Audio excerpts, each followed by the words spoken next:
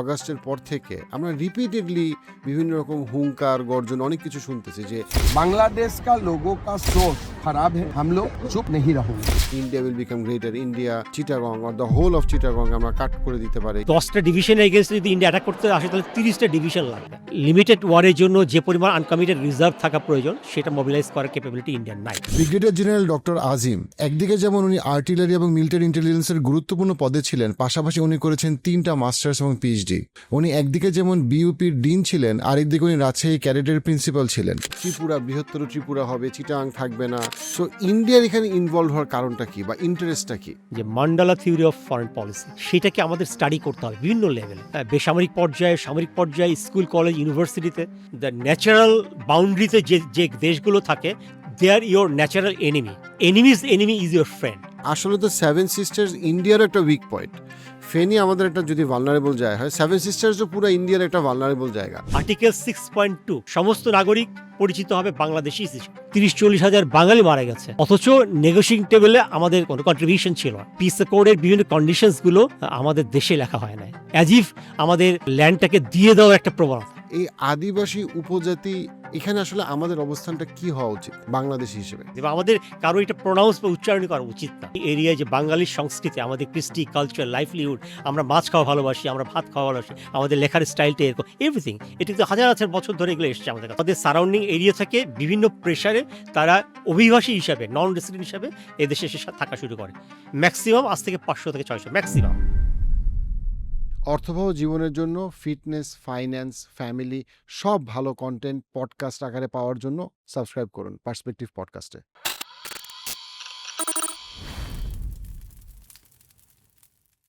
অবসরপ্রাপ্ত brigadier general doctor আজিম sir কেমন আছেন? আলহামদুলিল্লাহ, থ্যাংক ইউ ভেরি মাচ। স্যারকে আমরা পেয়েছি, আমরা খুবই কৃতজ্ঞ, কারণ স্যারের সাথে আমরা খুবই গুরুত্বপূর্ণ বিষয়ে আজকে কথা বলবো।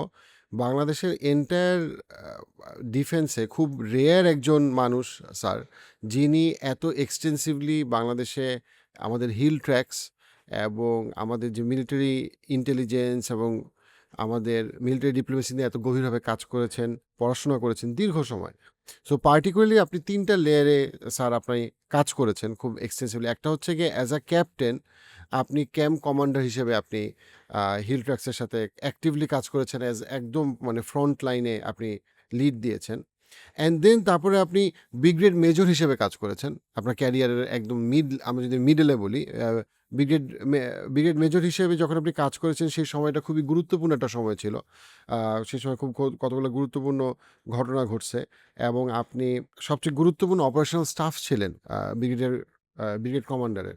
অ্যান্ড দেন তারপরে আপনি কর্নেল স্টাফ ছিলেন মিলিটারি ইন্টেলিজেন্সে, যেটার মাধ্যমে আপনি মায়ানমার ইস্যু, পাহাড়ি ইস্যু সবগুলো ইস্যুতে আপনি একটা গুরুত্বপূর্ণ রোল প্লে করেছেন। অ্যান্ড ডেফিনেটলি পরবর্তীতে ন্যাশনাল ডিফেন্স কলেজে ছিলেন অ্যান্ড বিইউপিতে ডিন ছিলেন। সো আপনার এই এন্টায়ার এক্সপিরিয়েন্সে আমরা সাধারণ মানুষ হিসেবে আমরা অনেক কনফিউজ হয়ে যাই যখন আমরা শুনি ত্রিপুরা বৃহত্তর ত্রিপুরা হবে, চিটাং থাকবে না, আমাদের আদিবাসী না আপনার উপজাতি, এই বিভিন্ন টপিকগুলো যখন কথা বলে, একদিকে আমরা বুঝতে পারি এগুলো আমাদের দেশের জন্য খুব ইম্পর্টেন্ট, আরেকদিকে আমরা বুঝি না হু টু সাপোর্ট, মানে কারণ বিভিন্ন মানুষ বিভিন্ন কথা আমাদেরকে বলে সাধারণ মানুষকে কনফিউজ করে ফেলে। এই যে উপজাতিরা তারা যে আদিবাসীর দিকে যাওয়ার চেষ্টা করছে, এই দিকে তারা ইন্ডিয়ার ফুল সাপোর্ট নেওয়ার চেষ্টা করতেছে, সো দ্যাট ইন্ডিয়া এখানে বেসিক্যালি তার একটা ডমিনেন্ট পজিশন রাখতে পারে। সো ইন্ডিয়ার এখানে ইনভলভ হওয়ার কারণটা কি বা ইন্টারেস্টটা কি? একটা জায়গায় একটু বোঝার ব্যাপার যে এখানে কিন্তু আমি যদি বলি উপজাতির সবাই এটার সাথে জড়িত তা কিন্তু না। আমি চিটাগং হিল ট্র্যাক্সে যেহেতু ক্যাম্প কমান্ডার ছিলাম, আমি পরশুরামঘাট আর্মি ক্যাম্প, যে সিআইও ক্যাম্প, যে ক্যাম্পগুলো এখন বন্ধ করে দেওয়া হচ্ছে, সেটা ক্যাম্প কমান্ডার ছিলাম। ধর্মপুকুর সিআইও ক্যাম্পে ক্যাম্প কমান্ডার ছিলাম, যেটা 2000 ফিট উপরে রিমোট এরিয়াতে। আমি আমি উপজাতি ভাই বোনদের সাথে আমি মিশতাম, তাদের বাসায় যেতাম, তাদের যে কোনো সুবিধা অসুবিধা টেক কেয়ার করতাম। তারা কিন্তু অত্যন্ত নিরীহ, তারা কিন্তু দিন আর দিন খায়, এবং আমরা কিন্তু তাদের যে কোনো সমস্যা সমাধান করার জন্য উদ্গ্রীব থাকতাম। যে কোনো লজিস্টিক প্রবলেম, খাওয়া দাওয়া, ফুড, অন্যান্য যে কোনো প্রবলেম, অসুখ বিসুখ, চিকিৎসা দেওয়া, হ্যাঁ, তারা কিন্তু অত্যন্ত নিরীহ এবং মানে পাহাড়ি বাঙালি একসাথে থাকার জন্য তারা কিন্তু উদ্গ্রীব।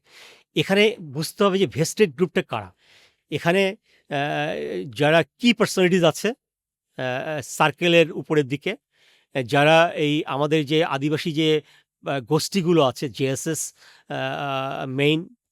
মেইনের তারপর জেএসএস রিফর্মিস্ট আছে, ইউপিডিএফ আছে, তো আমি পিস অ্যাকর্ড নিয়ে যখন কথা বলবো আমি তখন আরেকটু ক্লিয়ারলি বলবো। তো এইটার কারণেই কিন্তু আমাদেরকে খেয়াল করতে হবে যে কেউ যেন আদিবাসী ইস্যুটাকে সামনে নিয়ে ইল্লিগ্যাল এবং আর্মড মুভমেন্টটাকে যেন সামনে না নিয়ে আসে। সো স্যার এখানে বোঝার জন্য যে এখানে ভারতের স্বার্থটা কি? রাইট, ভারতের স্বার্থ, রাইট। ভারত কেন স্ট্রেচ করতেছে? Exactly, exactly. একটা জিনিস বোঝার ব্যাপার যে ভারত কিন্তু চাণক্য পলিসি, হ্যাঁ? কৌটিল্য কিছু কথা বলে গেছে এবং আপনি হয়তো জানেন যে ভারত কিন্তু কৌটিল্যকে অনেক স্টাডি করে এবং কৌটিল্যর অনেক কনসেপ্ট তারা কিন্তু ফলো করার চেষ্টা করে। কৌটিল্য একজন ফিলোসফার। ফিলোসফার, উনি মৌর্য বংশের সময় হাজার, হাজার বছর আগে উনি মৌর্য ডাইনাস্টির সময় he was prime minister something, he was a renowned figure. তার কিছু কনসেপ্ট আছে, কিছু রিসার্চ কনসেপ্ট আছে যেগুলো নাকি কৌটিল্য বলছে যে একটা দেশের জন্য দ্য ন্যাচারাল বাউন্ডারিতে যে দেশগুলো থাকে they are your natural enemy. Surrounding বা ইয়েতে যে দেশগুলি ন্যাচারাল এনিমি এবং enemy's enemy is your friend. তুমি যখন ইন্টারন্যাশনাল বাউন্ডারির ভিতরে তোমার যে ন্যাচারাল এনিমি থাকছে তার ভিতরে তুমি ইন্টারফেয়ার করবে, সেখানে যদি ট্রাইবাল পিপল থাকে তাদেরকে ওন করবে, তাদেরকে ক্যাপিটালাইজ করবে two destabilise your natural enemy. সেখানে হারবারিং করা, সাপোর্ট দেওয়া, হ্যাঁ, সাবভার্সন অ্যাক্টিভিটিস করা, এগুলো কিন্তু কৌটিল্য তার কনসেপ্টের মধ্যে বলে দিয়েছে এবং সেগুলো কিন্তু আমরা দেখতে পাই। এটা হয়তো বা আপনারা জানেন 2015 দিকে ঘটনা, ক্যাপ্টেন উদ্ভাস চাকমা। পরে এটা বিভিন্ন পেপারেও এসছে। সে অনেক কিছু খুলে বলে এবং সেই জিনিসগুলো আমাদের মিডিয়াকে বুঝতে হবে, সেই জিনিসগুলো জানতে হবে এবং আমাদের পাহাড়ি ভাই বোন আছে তাদেরকে বুঝাতে হবে তোমাদেরকে যে তোমাদের ট্রাইবাল লিডাররা যেগুলো বলছে এগুলো সব ফলস হোক এবং আমাদের প্রতিবেশী দেশ ইন্ডিয়া কোনোদিনই তোমাদেরকে স্বাধীনতার জন্য সিএসটি জুমোলান যেটা বলছে কোনোদিনই তোমাদের স্বাধীনতা স্পন্সর করবে না। কারণ হচ্ছে যে তাদের 7 সিস্টার্সের মধ্যেই প্রতিটা স্টেটে তাদের আর্ম মুভমেন্ট আছে, সেপারেটিস্ট গ্রুপ করছে, তাদেরকে ট্যাকেল দিতে পারছে না ইন্ডিয়া। সো তারা কোনোভাবে এটা স্পন্সর করবে না। তো এই জিনিসটা ইন্ডিয়া করছে আমাদেরকে এক ধরনের প্রেশার রাখার জন্য, এটা বার্গেনিং চিপ হিসেবে ইউজ করার জন্য। এবং যখন সাবসার্ভিয়েন্ট গভর্নমেন্ট এই দেশে থাকে তখন কিন্তু এই জিনিসগুলো অ্যাক্টিভেট করে না। আর যখন নাকি একটা দেশ ডেভেলপ করতে চায়, ইন্ডিপেন্ডেন্ট ফরেন পলিসি করতে চায়, তখন কিন্তু তারা এটাকে ক্যাপিটালাইজ করে, এটাকে মুভমেন্ট করে এবং সেটাই কিন্তু আমরা ইদানিং জুলাই বিপ্লবের পরে দেখতে পাচ্ছি।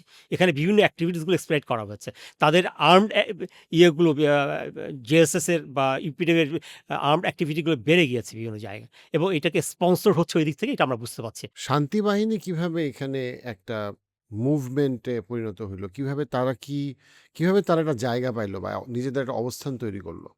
হ্যাঁ, এটাও একটা গুরুত্বপূর্ণ কোয়েশ্চেন। সেটা বলতে গিয়ে আমি একটু বলতে চাই 71 থেকে। 71 এ চিরং হিল ট্রাক্টসের ট্রাইবাল যারা পাহাড়ি যারা ছিল, তারা কিন্তু অনেকেই কিন্তু লিবারেশন ওয়ারে স্বাধীনতার পক্ষে যুদ্ধ করেছে, কাজ করেছে।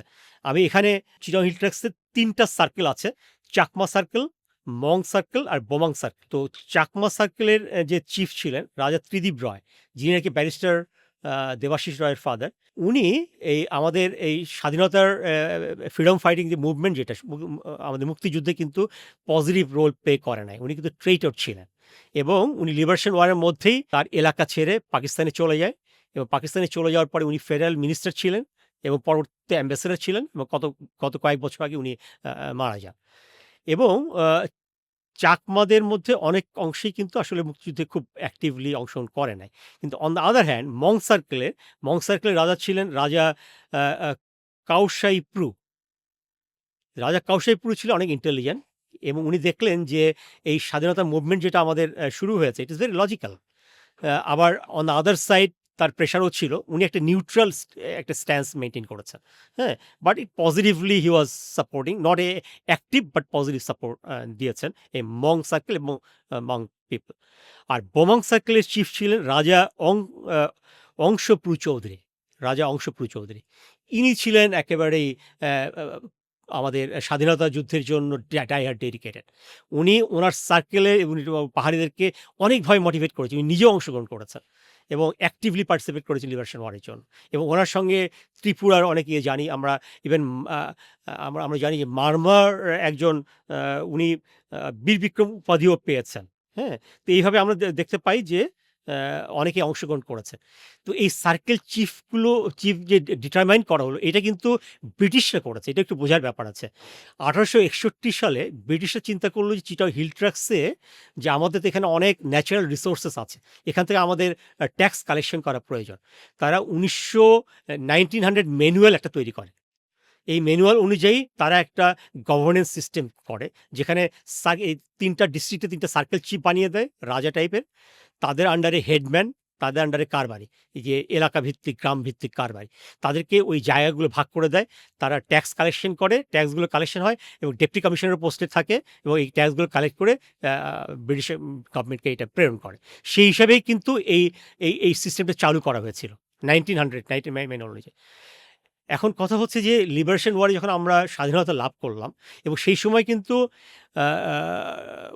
এম.এল. লারমা, শান্তি লারমার বড় ভাই, উনিও কিন্তু লিবারেশন ওয়ারে কিন্তু পজিটিভলি যুদ্ধ করেছেন।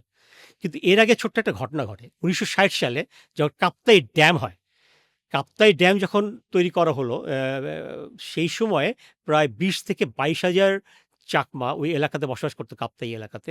তারা এখান থেকে আউটস্টেক উইথড্র হয়ে যায়, তাদেরকে বিতাড়িত, উচ্ছেদ হয়ে যায়। কিন্তু তাদের জন্য পাকিস্তান গভর্নমেন্ট সেই সময় খুব ভালো তাদের লাইভলিহুডের ব্যবস্থা করে নাই। যার ফলে অনেকে হয়তোবা আরাকানে চলে গেছে বা ত্রিপুরায় চলে গেছে, অন্য জায়গায় চলে গেছে আর কি। সো দ্যাট এই একটা ক্রিপিংস তাদের মধ্যে ছিল যে তাদের উপর একটা টর্চারিং করা হয়েছে। আর লিবারেশন ওয়ারের পরে তারা তো they are very happy, because most of the tribal people তারা কিন্তু স্বাধীনতা যুদ্ধের পক্ষেই ছিল বলতে গেলে। শুধুমাত্র আমি যেটা বললাম যে মোর দেন 50% হয়তো ইয়েতে ছিল চাকমা রাজা বাদে বা চাকমার কিছু টপ লিডার্স বাদে। তো হলো কি যে ওই 72-তে যখন আমাদের কনস্টিটিউশনটা তৈরি হলো, কনস্টিটিউশনে এক ধরনের ল্যাঙ্গুয়েজ ছিল যে আমাদের বাঙালি সংস্কৃতিকে একটা রিকগনিশন দেওয়া। বাট সেখানে কিন্তু এইটাও ছিল যে all citizen of the country is Bangladeshis.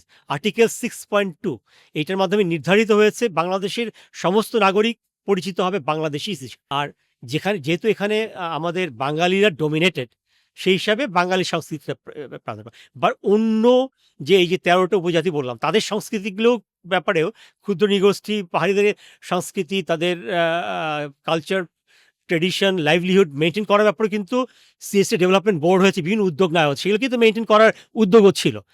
কিন্তু ঘটনা ঘটেছে যে 72-তে এম.এল. লারমার নেতৃত্বে একটা গ্রুপ শেখ মুজিবুর রহমানের কাছে যায়। তারা বলে যে আমাদের এখানে তাদের কালচারাল আইডেন্টিটিটাকে স্পেসিফিক করার জন্য এবং কনস্টিটিউশন রিকগনিশন। তখন এক ধরনের তুচ্ছ তাচ্ছিল্য করে মুজিব তাদেরকে বলে যে তোমরা সবাই বাঙালি হয়ে যাও। তো আসলে তো এই কথাটা খুবই রূঢ় কথা, যে নাকি চাকমা, মারমা তাদের নিজস্ব এই যে বৈশাখী সুন্দর একটা তাদের পায়রিক সাংস্কৃতিক তাদের অনুষ্ঠান, তাদের বিভিন্ন সংস্কৃতি আছে তাদের, তো সেগুলোকে তো এক ধরনের স্বীকৃতি দিতে হবে এবং বললেও সেটা পজিটিভলি বলতে হবে। এখানে রূঢ়ভাবে তাদের অ্যাড্রেস করাটা এই সময় ঠিক ছিল না, যার ফলে ওই সময় তারা ব্যাপারটা খুব সিরিয়াসলি নেয় অ্যান্ড দে ওয়েন্ট আন্ডারগ্রাউন্ড 72-তে। তারা যখন আন্ডারগ্রাউন্ডে চলে যায় তখন ইট ওয়াজ এ মানে পয়েন্ট টু পয়েন্ট ইনফ্যাক্ট গভর্নমেন্টের সাথে সংঘর্ষ। সেই সময় যেটা হলো যে 72 থেকে শুরু করে এখানে আর্মি ওয়াজ ডিপ্লয়েড, আপনি জানেন 24 ইনফ্যান্ট্রি ডিভিশন, এবং এখানে অনেকগুলো সিস্টেমেটিক তারা যে কাউন্টার ইনসার্জেন্সি যে অপারেশন ক্যারি আউট করা শুরু করে দিল আন্ডারগ্রাউন্ডে গিয়ে। তো তাদের এগেইনস্টে অ্যাকশন নিতে হবে, তাই না? তো সেখানে বাংলাদেশ আর্মির তত্ত্বাবধানে চারটা মানে অলমোস্ট 72 থেকে 97 পর্যন্ত 25 বছর প্রথমে অপারেশন পূর্ব প্রাচীর এইটা লঞ্চ করা হলো। তাদের আমাদের ইন্টারন্যাশনাল বাউন্ডারিটা এক ধরনের ব্লকিং করা, যাতে ওই পাশ থেকে ট্রাইবাল যারা ছিল আর্মড গ্রুপ, তারা যেন এইভাবে এই পাশে মুভ করতে না পারে, এক ধরনের কন্ট্রোল নিয়ে নাও। তারপরে 70s 80s গিয়ে অপারেশন দাবানল 1, দাবানল 2, এক ধরনের বিভিন্ন ধরনের অপারেশন, অ্যাম্বুশ, রেইড, হ্যাঁ, search and rescue, search and destroy, হ্যাঁ, বিভিন্ন ধরনের অপারেশন আর্মড গ্রুপের বিরুদ্ধে, এবং তাদেরকে একবার কর্নার করে ফেলা হয়। তারপর 90s গিয়ে অপারেশন উত্তরণ, যে তারা অলমোস্ট নিউট্রালাইজড, যে আর্মড গ্রুপগুলো এই নিউট্রালাইজ হলো, এবং অপারেশন উত্তরণের মাধ্যমে এক ধরনের নেগোসিয়েশন, যে ঠিক আছে now you can sit in the negotiating table, ঠিক আছে? তো 96 দিকে তারা অপারেশন রিপ্যাট্রিয়েশন টাইপের এক ধরনের আমাদের উদ্যোগ নেওয়া হলো এবং তাদের এর ভিতরে কিন্তু তাদের লজিস্টিক ব্যাকআপ এই যে শান্তি বাহিনী এটা লোকাল লোকজনের সাথে সেগুলো কিন্তু কাট অফ করে দেওয়া হলো এবং দে আর কর্নার্ড। তো এখানে 96 আপনি জানেন 96 জুনে Awami League government take over করে এবং তারপরে 97 2 ডিসেম্বর পিস অ্যাকর্ড সাইন হয়। আমি হয়তো পরবর্তী পর্যায়ে আমি পিস অ্যাকর্ড নিয়ে একটি কথা বলবো। সো বেসিক্যালি ওনাদের সেপারেটিস্ট মুভমেন্ট শান্তি বাহিনীটাকে বাংলাদেশ আর্মি মোটামুটি তাদেরকে ডিমোটিভেট বা ডিনিউট্রালাইজ করে ফেলছে, শান্ত করে ফেলছে। তাহলে তো স্বাভাবিকভাবে তার পরবর্তী সময় নেগোসিয়েশন টেবিলে আমাদের আপার হ্যান্ড থাকার কথা ছিল। তাহলে 1997 2 ডিসেম্বরে যখন আমাদের পিস অ্যাকর্ডটা হইল চিকেরা হিল ট্র্যাক্স নিয়ে, সেইখানে কিভাবে জিনিসটা উল্টায় গেল, তো সেই বিষয়ে যদি আপনি একটু বলেন, সেটার মানে মেরিটস ডিমেরিটস নিয়ে যদি আমরা একটু আলাপ। এটা অত্যন্ত দুঃখের ব্যাপার। কারণ আমি 95, 96 আমি নিজেই ক্যাম্প কমান্ডার ছিলাম এবং আমি নিজে অনেক অপারেশন করেছি, রেইড, অ্যাম্বুশ। আমি অপারেশন করে আমি শান্তিবাহিনী অস্ত্র সহকারে ধরেছি, হ্যাঁ? এবং শান্তিবাহিনীর কোথাও দাঁড়ানোর স্কোপ ছিল না, কোনো বাসায় যেতে পারে না, বিকজ আমাদের ইন্টেলিজেন্স নেটওয়ার্ক একটা ইনার পর্যায়ে ছিল। পাহাড়িরাই আমাদের খবর দিত যে আমাদের এক ধরনের সিস্টেম ছিল টু গেট ইনফরমেশন ওই এলাকাতে আর্মড কেউ এসছে কিনা, শান্তিবাহিনী এসছে কিনা। So the whole area was under our control. কিন্তু দেখা গেল যে 96 আওয়ামী লীগ গভর্নমেন্ট আসলে কিন্তু 21 বছর পরে, একটু খেয়াল করার ব্যাপার, 75 এর পরে, এবং জুনের পরে সাইনিংটা হলো ডিসেম্বর 97, 1 বছর। এবং সাইনিং সেরেমনিতে বাংলাদেশ সাইডের কনভেনার ছিল আবুল হাসান আবদুল্লাহ। ওনার সম্বন্ধে আমার মনে হয় বাংলাদেশ সবাই এখন ভালোভাবেই জানে জুলাই বিপ্লবের পরে। এবং এই যে কনভেনিং যে কমিটি যেটা করা হলো, এখানে কিন্তু আমাদের আর্মড কোনো স্পেশালিস্ট ছিল না, সিএসটি কোনো স্পেশালিস্ট ছিল না, এবং পাহাড়িদের কোনো মতামত নেওয়া হয় নাই, বাঙালিদের কোনো মতামত নেওয়া হয় নাই, হ্যাঁ? এটা পার্লামেন্টে কোনো রেটিফিকেশন হয় নাই, এই যে একটা যে কোনো এগ্রিমেন্টের অ্যাকর্ডের ইন্টারন্যাশনাল কিছু স্ট্যান্ডার্ড আছে, because this is a binding principle between two parties. তো I have studied contract law, so it is a contract, it is a law abiding হওয়ার কথা। সেখানে ফার্স্ট পার্টি শান্তি বাহিনী কি সারেন্ডার করবে, পরবর্তী তাদের বিহেভিয়ার প্যাটার্ন কেমন হবে। তারা যদি অস্ত্র দিয়ে সারেন্ডার করবে, পরবর্তী তাদের হাতে অস্ত্র থাকার কথা না। আর বাংলাদেশ সাইডে ঠিক আছে, তাদেরকে কি দেওয়া হবে সেটা হয়তো পরে মেনটেন করা হবে। এটা একটা রিভিউ হওয়ার কথা, এটা কিন্তু রিকনসিলিয়েশন হওয়ার কথা, আরবিট্রেশনের কিছু সিস্টেম থাকার কথা। আরবিট্রেশন কে করবে, কিভাবে করবে, ইন্টারন্যাশনাল। তো এটা কিন্তু ইন্টারন্যাশনাল স্ট্যান্ডার্ড ফুলফিল করে না, যে পিস অ্যাকর্ড যেটা সাইন করা হয়েছে। এখানে মানে এক ধরনের আমি বলবো এই পিস অ্যাকর্ডটা যদি আপনি, আমি যথেষ্ট ডিটেল স্টাডি করেছি, অ্যাজ ইফ আমাদের এই ল্যান্ডটাকে দিয়ে দেওয়ার প্রবণতা। এবং আমাদের কাছে এই খুব তথ্যও আছে যে এই পিস অ্যাকর্ডের বিভিন্ন কন্ডিশনসগুলো আমাদের দেশে লেখা হয় না, এটা আমাদের প্রতিবেশী দেশে করা হয়েছে। আমাদের এখান থেকে যে যারা কি পার্সোনালিটি ছিল, তারা এটাকে ডিকটেট করে এগুলো লিখেছে কন্ডিশনসগুলো, যার ফলে ল্যান্ড দিয়ে দেওয়া হয়েছে, রিজিওনাল কাউন্সিল করে তাদের ক্ষমতা দিয়ে দেওয়া হয়েছে, ডিস্ট্রিক্ট কাউন্সিল করে ক্ষমতা দিয়ে দেওয়া হয়েছে, হ্যাঁ? এবং কনস্টিটিউশন পারমিট করে না, আমাদের কনস্টিটিউশন ইউনিটারি গভর্নমেন্ট, সিঙ্গেল ইয়ের ভিতরে এখানে। এবং তখন ট্রাইবালস আর্মড গ্রুপগুলো ইট ওয়াজ কর্নার্ড। তখন আমরা we could very well dominate in the negotiating table, but এখানে কিন্তু কোনো মিলিটারি স্ট্র্যাটেজিস, মিলিটারি স্পেশালিস্ট ছিল না। তো আমাদের কষ্টটা এখানেই, যেই আর্মি 24-25 বছর ফিউ থাউজেন্ড আমাদের সৈনিক, অফিসার, জেসেস তারা মারা গিয়েছে, হ্যাঁ? 30-40 হাজার বাঙালি মারা গেছে, 5-7 হাজার সৈনিক, অফিসার, জেসেস মারা গেছে, অথচ নেগোশিয়েটিং টেবিলে আমাদের কোনো কন্ট্রিবিউশন ছিল না, আমাদের রোল প্লে ছিল না। এবং কোথায় কীভাবে লেখা হলো কেউ কিন্তু জানে না, এবং ওই কমিটিতে কে কী কন্ট্রিবিউট আমরা কিছুই জানি না। তো পিস অ্যাকর্ডটা সাইন করা হলো, ওয়ান সাইডেড পিস অ্যাকর্ড, ঠিক আছে? আজকে কিন্তু জুলাই বিপ্লবের পরে আমরা কিন্তু বুঝতে পারছি কীভাবে মেইন দেশটাকে দিয়ে দেওয়া হচ্ছিল, আর ওই সময় কীভাবে আমাদের most important area 1/10 of the country কীভাবে দিয়ে দেওয়া হয়েছে। তো আমি মনে করি যে সিএসটি পিস অ্যাকর্ডটাকে অ্যাজ পার কনস্টিটিউশন আমাদেরকে রিভিউ করার প্রয়োজনে আপডেট বা ক্যান্সেল করা যেতে পারে। এটা ইমিডিয়েটলি একটা কমিশন করে করা প্রয়োজন বলে আমি মনে করি। সহজভাবে বোঝার জন্য, যে ভুটানকে ভারত যেভাবে ডমিনেট করে স্ট্র্যাটেজিক্যালি, যেন ভুটান নিজের পায়ে দাঁড়াইতে পারে না, অনেকটা সেরকম একটা স্ট্র্যাটেজি পাহাড়ি এলাকাতেও বেসিক্যালি বাংলাদেশিরা ভুটান যেভাবে ভুল করে বা একরকম ভুটানের কিছু স্বাধীনতাকে বিক্রি করে দিচ্ছে, বা সিক্কিমের স্বাধীনতা পুরোপুরি বিক্রি করে দিছে, সেরকম একটা দিকে বেসিক্যালি পাহাড়ি এলাকাটাকে দিয়ে দেওয়ার মতো একটা অবস্থা সৃষ্টি হয়েছিল বা সেরকমই একটা ধারণা আমরা মানে আপনার আন্ডারস্ট্যান্ডিং যদি আমি ঠিকভাবে বুঝে থাকি আর কি। তো চিটাগাং হিল ট্র্যাক্সের যে পিস অ্যাকর্ডটা হলো 1997-এ, সেটার স্পিরিটটা অনেকটা ওরকম Correct. আনফর্চুনেটলি। Correct. যদিও we were in a dominant position শান্তি বাহিনীর এগেনস্টে, মানে উই বলতে আমি এখানে বাংলাদেশ মিলিটারিকে বোঝাচ্ছি আর কি। আমি আরেকটু এখানে একটু অ্যাড করতে চাই। আপনি ইউ আর ভেরি কারেক্ট। এখানে 1947-এ যখন ইন্ডিয়া লিবারেটেড হলো, তখন কিন্তু ভারতে 555টা প্রিন্সলি স্টেটস ছিল, 555। তার মধ্যে 8টা স্টেট বাদে বাকিগুলোকে এক ধরনের তারা ওভার ওয়েলকাম জানায়, তার যে তোমরা ইউ জয়েন ইন ইন্ডিয়া। আর বাকি 8টা স্টেট তারা কিন্তু প্রিন্সলি স্টেট হিসেবে ছিল, ঠিক আছে? ইন্ডিয়া কিন্তু প্রেশার ক্রিয়েট করেছে। আপনি হয়তো জানেন যে অপারেশন জুনাগড় 1947, জুনাগড়ের যুদ্ধ মেজর অপারেশন হয়েছে। তারপর জুনাগড়কে তারা ক্যাপচার করেছে।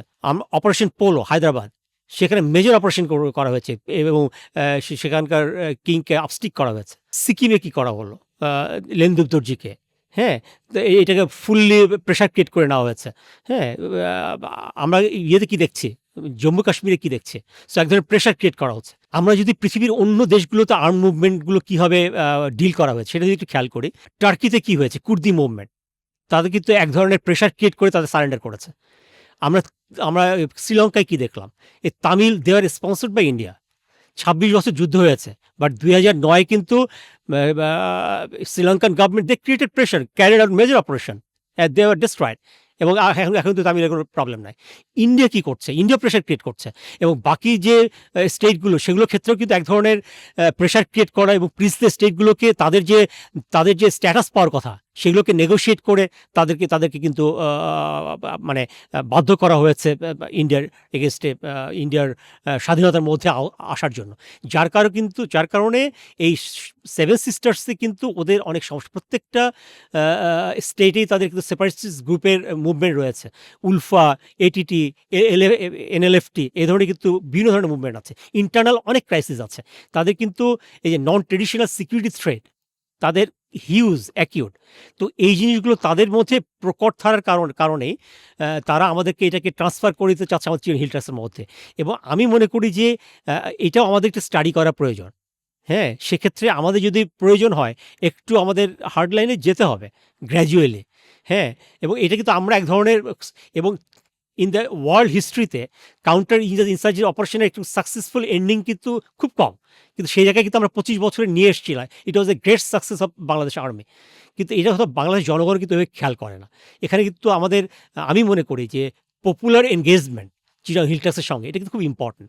যদি আমাদের কার্যক্রমটা, সেনাবাহিনীর কার্যক্রমটা যদি বাংলাদেশের সাধারণ জনগণ যদি অ্যাপ্রিসিয়েট করে, লিঙ্কড আপ থাকে, আমাদের ন্যাশনাল লিডারশিপ যদি লিঙ্কড আপ থাকে, কানেক্টেড থাকে, তাহলে কিন্তু ন্যাশনাল পলিসিটা আর্মির জন্য ঠিক করতে সুবিধা হয়, এবং আমাদের দেশের জন্য সহায়ক আমরা পলিসি গ্রহণ করতে পারি। না, অ্যাবসলিউটলি। আমি মনে করি যে আমি যদি সাধারণ একজন মানে শিক্ষিত জনগণ হিসেবে বলি, আমি কিন্তু হিল ট্র্যাক্স কেন বাংলার জন্য ইম্পর্টেন্ট আমি যথেষ্ট পরিমাণ জানি না, এবং আমার ফ্রেন্ড সার্কেল জানে না।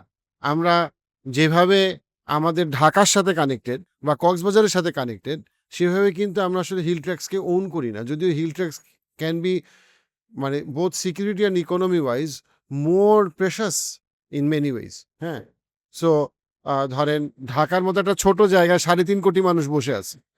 তো সেইখানে পাহাড়ি এলাকা যদি 1/10 হয়, দ্যাটস আ হিউজ ল্যান্ড, যেখানে মাত্র 15 লাখ মানুষ থাকে। তো মানে ডিসেন্ট্রালাইজেশনের কথাও যখন আমরা বলি, তখন তো পাহাড়ি এলাকায় জমি কিন্তু এখন অনেক উর্বর। আমাদের পাহাড়ি এলাকায় যে কাজু বাদাম পাওয়া যায় সেটা এক্সপোর্ট কোয়ালিটির। একটা এক্সাম্পল দেওয়ার জন্য বলছি। সো আমাদের অনেক কিন্তু আমাদের যে আমরা যখন একদম ফ্রেশ মাটি খুঁজি, তখন পাহাড়ি এলাকায় আমরা এখনো যে কলা পাই, সেই কলা কিন্তু আমরা পুরা বাংলাদেশে অন্য কোথাও অনেক সময় পাওয়া যায় না। সম্ভব না, পাহাড়ি কলা খুবই মজার। পাহাড়ি কলা অন্যরকম মজা। সো কিন্তু এটা আমাদের জায়গা, বাট আমরা এটাকে ইমোশনালি ওন করি না, এবং আমরা গভর্নমেন্ট প্রায়োরিটাইজ করে না, এবং এটার জন্য আমরা সবাই এটাকে একরকম লুজ করার মতো অবস্থা আর কি। এই আদিবাসী উপজাতি এই পাহাড়িদের মধ্যে কনসেপ্টটার আসলে কমপ্লেক্সিটিটা কোথা থেকে আসলো? এখানে আসলে আমাদের অবস্থানটা কি হওয়া উচিত বাংলাদেশি হিসেবে? চিটাগাং হিল ট্র্যাক্স বাংলাদেশের 1/10 এবং আমাদের হোল কান্ট্রির যে ন্যাচারাল রিসোর্সেস, আমি বলবো most of those are in Chittagong hill tracts. এবং এই ১ দশমাংশ জায়গায় বসবাস করে মাত্র ১৫ থেকে ১৬ লক্ষ মানুষ, এবং যার মধ্যে 51% ট্রাইবালস এবং 51% 50-50 অলমোস্ট দ্য বেঙ্গলিজ। এবং ট্রাইবালদের মধ্যেও এখানে ১২ থেকে ১৩টা ক্ষুদ্র নৃগোষ্ঠী আছে, যেটা আমি যদি এইভাবে বলি যে চাকমা প্রায় ২৫ থেকে ২৬% আছে, মারমা আছে 15-16%, ত্রিপুরা আছে 10-15%, আর বাকি তঞ্চঙ্গা, ম্রোল, লুসাই, এই ধরনের ছোট ছোট নৃগোষ্ঠীগুলো আছে। তো সব মিলিয়ে 50% আর বাঙালিরা 50%। তো তারা এই এত বড় রিসোর্সপূর্ণ জায়গায় তারা অবস্থান করছে, যেটা আমাদের দেশের জন্য অত্যন্ত গুরুত্বপূর্ণ, এবং এটা আমাদের ফুললি ক্যাপিটালাইজ করা উচিত। এবং একটা জিনিস বোঝার ব্যাপার যে unless the area is secured it cannot develop. আমি আমার এনডিসি করেছি, main concept masters in security and development, তার মানে সিকিউর হতে হবে তারপর ডেভেলপ করবে। সো আমার এই জায়গাটা সিকিউরিটি এনশিওর করাটা খুব ইম্পর্টেন্ট। আর এই জায়গাটাতে আরো আমি যদি ইকোনমিক সাইডে চিন্তা করি, এখানে অনেক টিম্বার আছে, যেটা এবং অনেক রেয়ার টিম্বার্স, এখানে হাই ভ্যালু ইকোনমিক প্রোডাক্টস আছে, ওয়াটার রিসোর্সেস আছে, এখানে লাইমস্টোন, কোল, কয়লা, লাইমস্টোন সিমেন্টের জন্য একটা লাইমস্টোন পাওয়া যায়, যেটা খুব রেয়ার, এটা রিসেন্টলি পাওয়া গেছে। তো আরও রিসার্চ করলে হয়তো আরও অনেক মানে গুরুত্বপূর্ণ মিনারেল রিসোর্স পাওয়ার সম্ভাবনা আছে, যেহেতু আমরা জানি যে কালাপার রেঞ্জ বা আরাকান রেঞ্জে অনেক কিছু অলরেডি ডিসকভার করা হয়েছে, বাট আমরা সেইভাবে ক্যাপিটালাইজ করতে পারি নাই, since it is not secured in that way. এবং এখানে হাইড্রো পাওয়ারের অনেক পসিবিলিটিস আছে, এখানে ইকো ট্যুরিজম, হ্যাঁ, বিভিন্ন ধরনের ট্যুরিজম প্রসপেক্ট হতে পারে, বিভিন্ন আমার ফলমূল, গ্রোসারিজ, দিস দ্যাট, অনেক আনারসের বাগান, লেবু, তারপর রেয়ার যে কমলা লেবু, এগুলো চাষ হচ্ছে ইদানিং। So there are lot of potentialities there in Chittagong hill tract. তো আমরা যদি এখানে ডেভেলপমেন্ট অ্যাক্টিভিটিসগুলো আমরা যদি ইয়ে করতে পারি, ইন্সপায়ার করতে পারি, এক্সটেন্ড করতে পারি, তাহলে এটা ওভারঅল বাংলাদেশের জন্য অত্যন্ত ফলপ্রসূ ইম্প্যাক্ট রাখবে। তো এইটার সাথে রিলেট করে আমাদের আদিবাসী ইস্যু বা ট্রাইবালসের ব্যাপারটা আসলে ওরা কেন এই ব্যাপারগুলো সামনে আসছে, এই ব্যাপারটার সামনে কিন্তু ইভেন সিএসটি পিস অ্যাকর্ড যখন সাইন হয়েছে 2 ডিসেম্বর 1997, তখনও কিন্তু পিস অ্যাকর্ডের মধ্যে দেওয়া ছিল ট্রাইবাল মানে ক্ষুদ্র নৃগোষ্ঠী, এবং কনস্টিটিউশনে বলেও দেওয়া আছে যে তাদেরকে উপজাতি, বাংলায় বললে উপজাতি। উপজাতি বা ক্ষুদ্র নৃগোষ্ঠী বলতে হবে, ট্রাইবাল বলতে হবে। এবং এটা কিন্তু পিস অ্যাকর্ডেও তারা কিন্তু এগ্রি করেই সাইন করেছে। হ্যাঁ, এটা আমরা জানি যে যখন সাইন হলো, সাইনিং সেরামনিতে বাংলাদেশ সাইডে যে কমিটি ছিল, এইটার কনভেনার ছিলেন আবুল হাসনাত আবদুল্লাহ, যিনি নাকি is a man from Barishal as we know, এবং শান্তুল আহমদ আদার সাইড। তো আমি পিস অ্যাকর্ড নিয়ে পরে কথা বলবো, বাট আমি এখানে বলতে চাই যে পিস অ্যাকর্ড সাইনিংয়ের সময়ও কিন্তু এই আদিবাসীদের কথা বল কিন্তু আসে নাই। এই কথাগুলো আসলো কবে থেকে?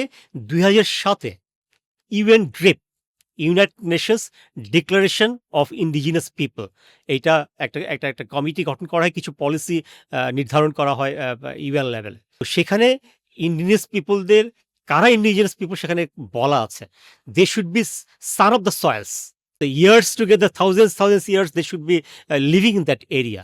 কোথাও থেকে ল্যান্ড যেটাকে বলে, exactly, Sans of the soil, Sans of the land হইতে হবে। হ্যাঁ, তাদের আলাদা কৃষ্টি কালচার, তাদের লাইফস্টাইল থাকবে। হ্যাঁ, হাজার হাজার বছর ধরে সেখানে বসবাস করছে।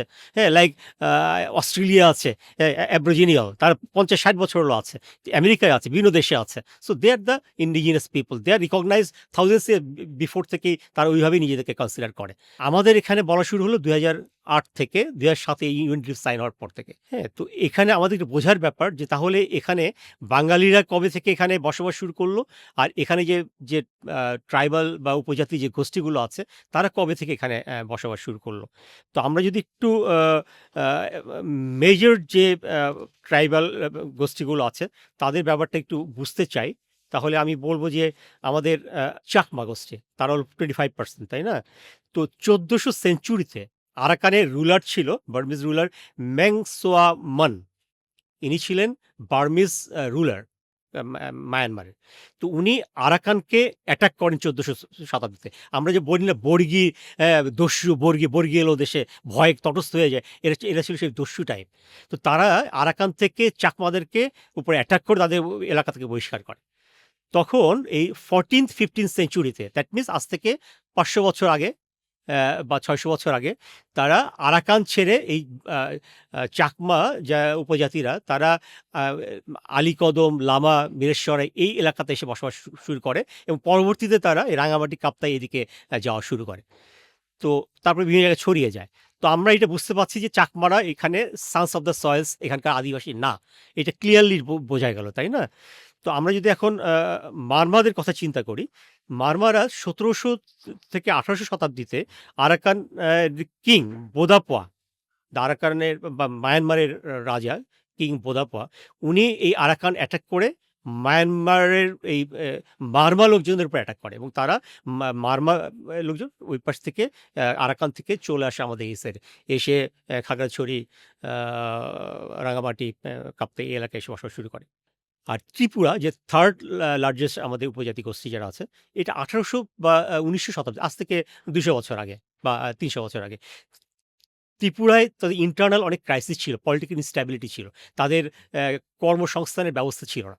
তো তারা পালিয়ে due to the internal instability ত্রিপুরায় তারা আমাদের বাংলাদেশ সাইডে মানে চলে আসে, এসে তারা বসবাস করা শুরু করে। এবং অন্য যে আমি ১২-১৩টা উপজাতীয় গোষ্ঠীগুলোর কথা বললাম তাদের ক্ষেত্রে একই কথা প্রযোজ্য।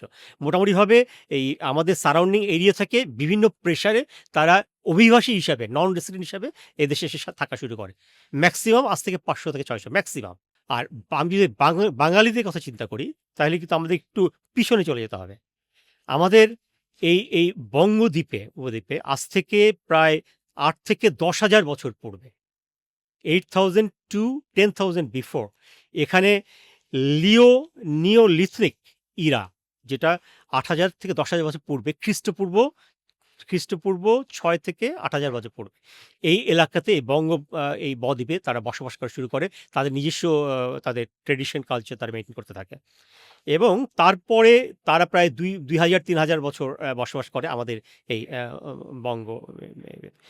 তারপরে অ্যাস্ট্রো এশিয়াটিক, দ্রাভিডিয়ান এবং ইন্দো আরিয়ান গোষ্ঠী আজ থেকে প্রায় ৩,৫০০ থেকে ৪,০০০ বছর আগে, তার মানে খ্রিস্টপূর্ব প্রায় ১,৫০০ বছর আগে এখানে বসবাস শুরু করে। এবং আমরা দ্রাভিডিয়ান সংস্কৃতি আমরা কিন্তু জানি। এখন কিন্তু আমরা বিভিন্ন রিসার্চের মাধ্যমে, রিসার্চের মাধ্যমে, অ্যানথ্রোপোলজি রিসার্চের মাধ্যমে কিন্তু তারা কীভাবে বসবাস করতো, তারা খাওয়া দাওয়া, সংস্কৃতি, তাদের লিটারেচার, লেখা, এগুলো কিন্তু আমরা পাচ্ছি। তো এরা হচ্ছে আমাদের বাঙালির আমাদের প্রি হিস্টোরিক ইরার বসবাসকার। তারপরে আমরা জানি যে ভাঙ্গা, পুন্ড্র এবং সুমা গোষ্ঠী আজ থেকে ২,৫০০ থেকে ৩,০০০ বছর আগে তারা এই এলাকাতে বসবাস শুরু করে। এবং তারপরে চলে আসে আমাদের মৌর্য এম্পায়ার, গুপ্ত এম্পায়ার, পালা ডাইনেস্টি, এগুলো তো আমরা শুরু পড়েছি আমাদের স্কুল কলেজে, কিন্তু আমরা হিস্ট্রিতে এগুলো পড়েছি।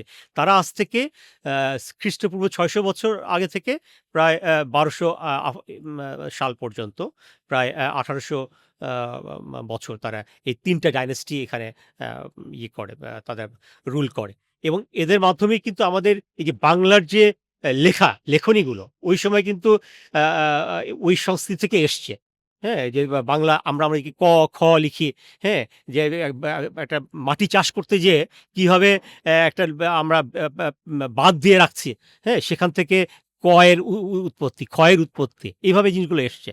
আমি আমার পিএইচডি রিসার্চ করতে গিয়ে আমাদের প্রিহিস্টোরিক যা স্টাডি করতে গিয়ে এনশিয়ান্ট হিস্ট্রি আমাদের পড়তে হয়েছে, কারণ আমাদের টিচাররা আমাদেরকে অনেক ডিটেলসে এইগুলো আমাদের বলেছে। সো আমরা বুঝতে পারছি যে এইভাবে জিনিসগুলো সামনের দিকে এসছে।